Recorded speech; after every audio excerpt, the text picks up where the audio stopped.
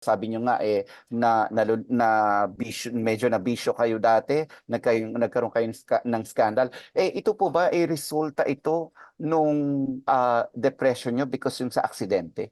Hindi naging resulta siguro yung nangyari, teka, yung nangyari sa akin yun siguro yung lesson sa akin yung ganun. Hindi ko gusto mangyari yon. It's a lesson. Ayaw ko man mangyari pero nangyari, di ba? Pero hindi ko na ginawa. Natuto ko sa ginawa kong pagkakamali sa sarili ko. Di ba? Yung scandal, pagkakamali mo sa sarili yon, di ba? Yung ginawa mo yon. O, hindi mo naman gusto ilabas yon. Pero nangyari. O, kababayaan ko rin yon.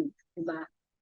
Yung mga mali kong ginawa sa buhay, tinanggal ko na at hindi ko na uulitin pa. At maganda nun kasi 'di ba, kung may nangyari ngang masama, hangga't wala ka namang nasasaktang ibang tao, eh Oo.